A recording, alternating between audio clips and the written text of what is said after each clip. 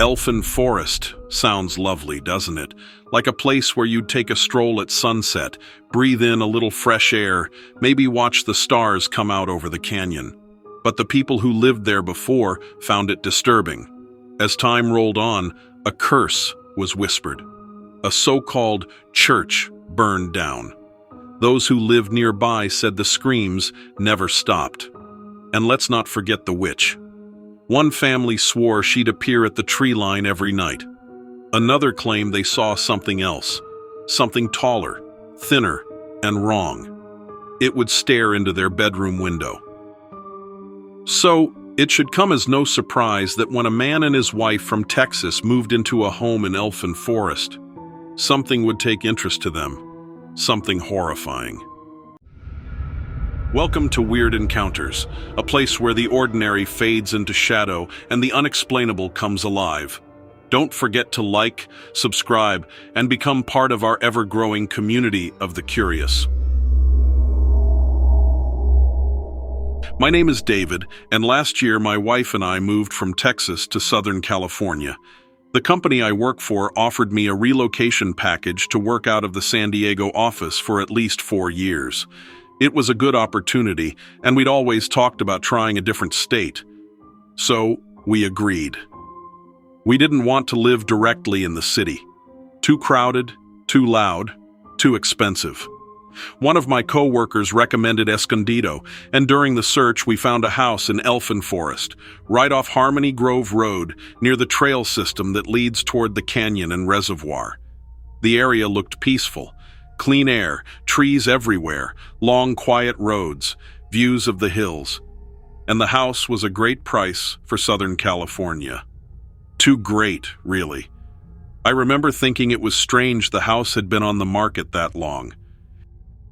The house was older, built in the early 80s, with a slanted backyard that ran down toward a wooded line and a narrow path. That path led into a bigger set of trails used by hikers going toward the Elfin Forest Recreational Reserve. The property had a lot of privacy. Trees blocked most views from the neighboring homes, and the closest streetlight was far down the road. Inside the house, everything felt normal.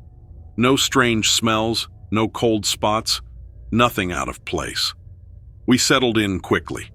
The weather was cooler than Texas, the sky stayed clear, and my wife loved the quiet. We spent the first few weeks unpacking, walking the trails, and trying to get used to being Californians. That was the last normal period of my life. Everything changed after the first month. The first thing that happened was simple: a noise, a single knock inside the house around 3 in the morning. It came from near the hallway wall. Not loud, not panicked, just one deliberate knock. I figured the house was settling, or maybe some pipe expanding. But the next night, at exactly 3 in the morning, it happened again. The third night, the knock came from under our bedroom floor. There was nothing under the floor. No animals, no open crawl space. The lower level of the house was sealed except for the storage area, which was enclosed with concrete walls. Hearing a knock from inside the floor made my stomach twist. I walked downstairs and opened the door to the storage room. A cold draft brushed against me. That room always had a heavy stillness, like the air didn't move. Nothing down there was disturbed. The floor looked untouched, but the knock didn't feel like the house creaking. It felt deliberate. Then the nightmares started. Every night I dreamed the same thing. I was lying in my bed in complete darkness, unable to move. Not paralyzed, but heavy, like something held me down. I heard breathing near the foot of the bed. Labored, uneven breathing. That sound came closer each night, slow, dragging breaths right next to my ear. Then I would wake up gasping with the feeling that something had just stepped away from the bed. The nightmares continued for almost a week before anything new happened. One night after waking from the nightmare, I rolled over toward the window and saw a figure standing at the far edge of the yard. A tall silhouette. Thin. Still. Facing the house. At first I thought it was a person trespassing. I blinked and rubbed my eyes, but the figure didn't disappear. I nudged my wife awake, but by the time she sat up, the figure slipped backward into the trees like it fell into the darkness. Over the next week, every time I woke from the nightmare, I looked out the same window. And the figure was always there.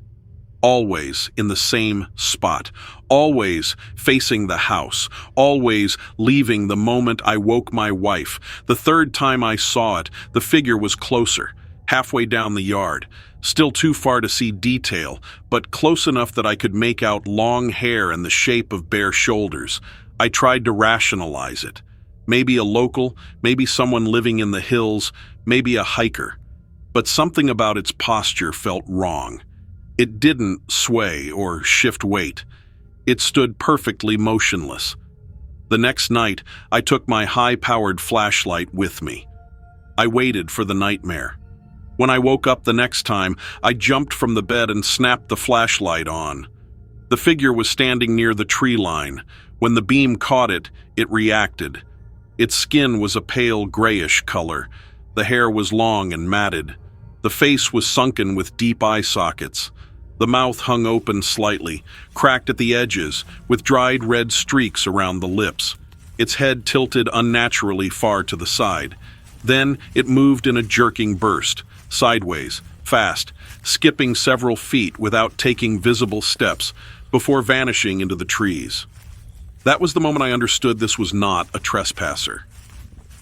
I installed motion lights and outdoor cameras. Nothing ever triggered them. No animals, no movement, no shadows. It made no sense. Inside, things changed gradually.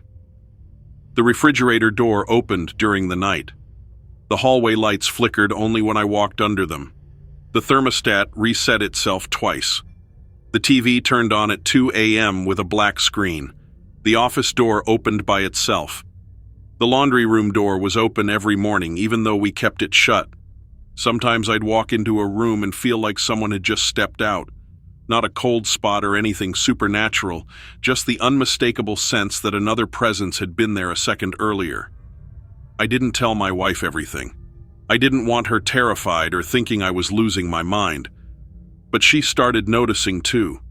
She woke one night because she heard slow, dragging footsteps upstairs.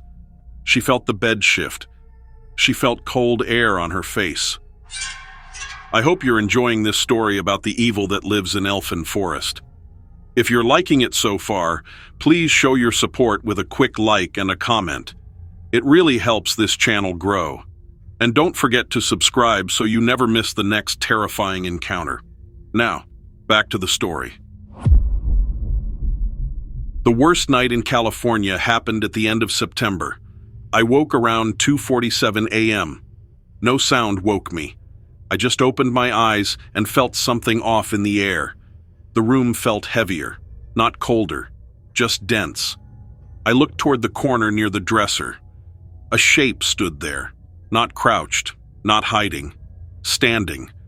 Its back was hunched. Its arms hung low, almost touching the carpet. The hair covered most of its face. The skin on its chest was stretched so tightly I could see the outline of ribs. Its neck bent too far to one side. I didn't breathe. Then it turned its head toward me, slow at first, then sharp, like the movement broke halfway through. The mouth hung open. I saw the dried red cracks around the edges again. The eyes looked sunken, more like dark pits than actual eyes. I whispered my wife's name, terrified to move. She woke with a sharp inhale like she was suffocating. The creature jerked its head toward her. Then it moved. Not out the window, not through a door, toward the hallway.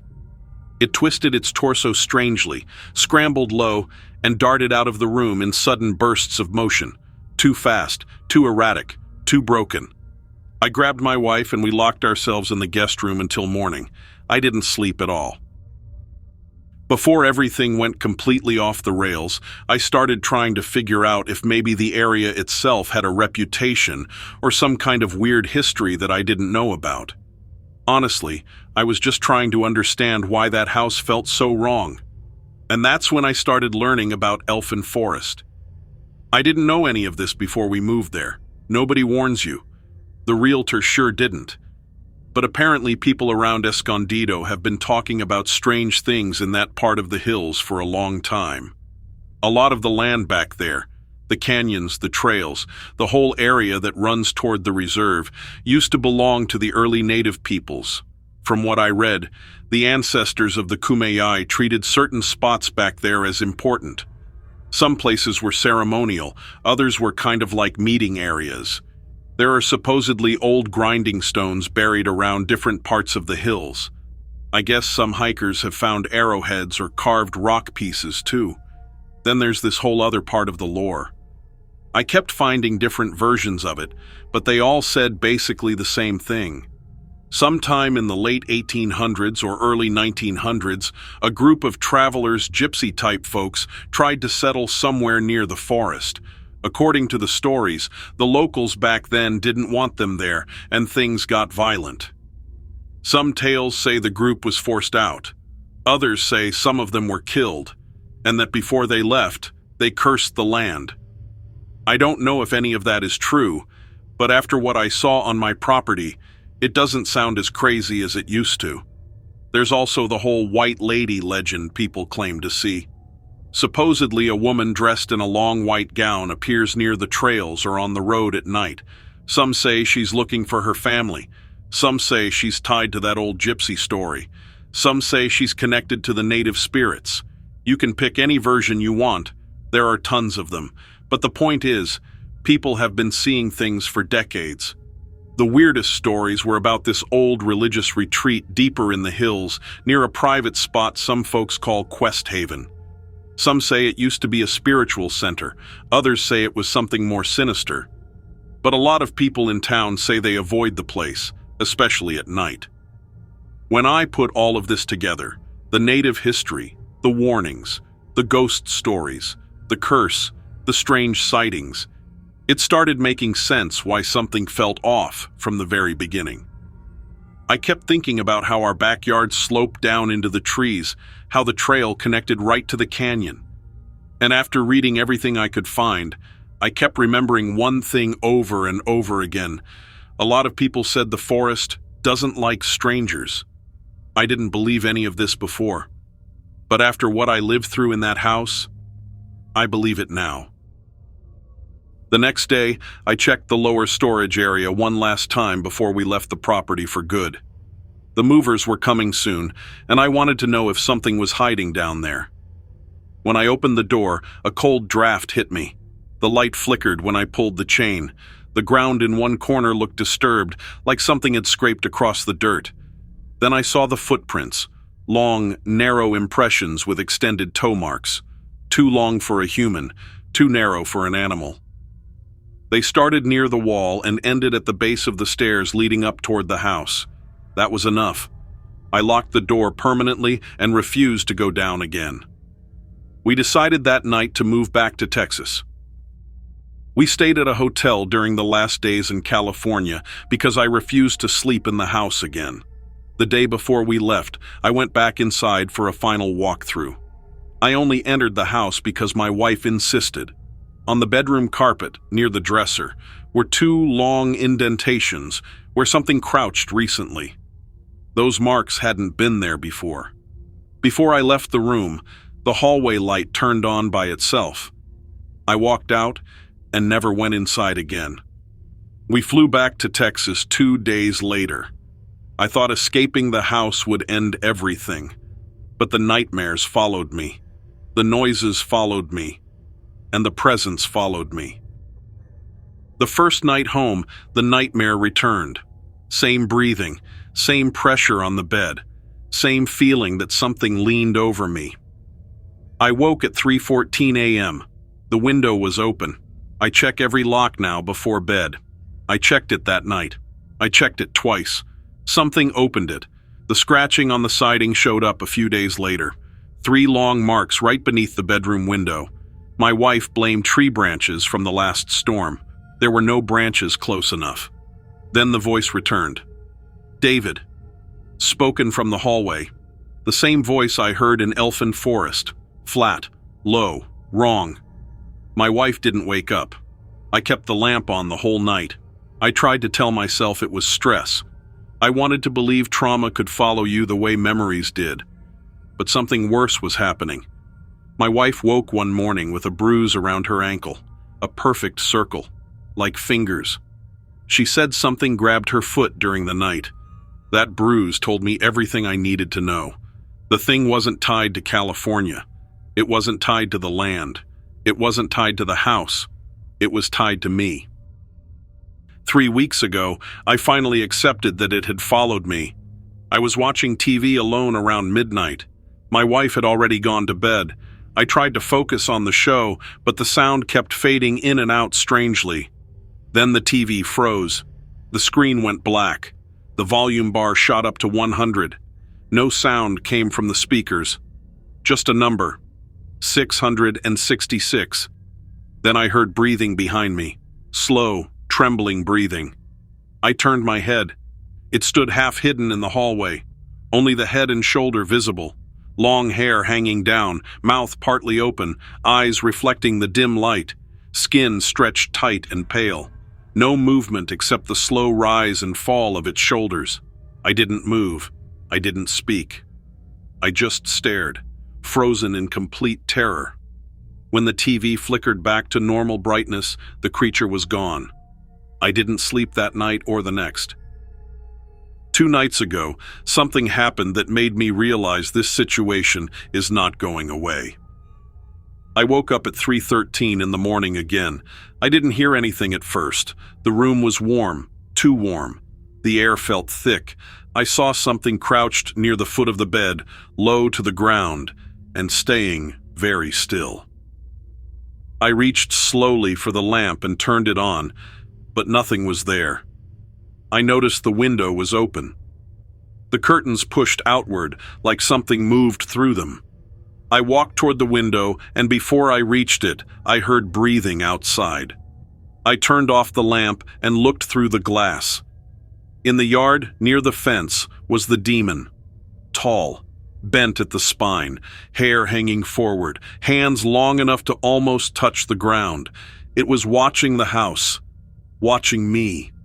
I shut the window and locked it so hard I nearly cracked the frame. I didn't tell my wife. I don't want her living in this fear. But I'm living with it every night. I know it followed me. I know it's not leaving. I'm writing this because I don't know what else to do. I don't know if telling the story will help or make it worse. But I need someone to know what really happened. Something evil lived in that house in Elfin Forest. And now it lives with me. What should I do? Those legends didn't begin with them, and they didn't end when they drove away. Because late at night, around the same hour the forest used to wake, they still feel it, a breath on their neck, a shift of weight at the foot of the bed, a window that should have stayed locked. Friends say it's stress, and family says it's imagination. And somewhere, right now, just beyond the glow of the bedroom window, it's still watching them. And so, another strange encounter fades away. A trick of the mind, or something far more unsettling. That's for you to decide. Thank you so much for watching my stories. Make sure you hit that like button, subscribe, and turn on notifications. Your support is what keeps this channel going.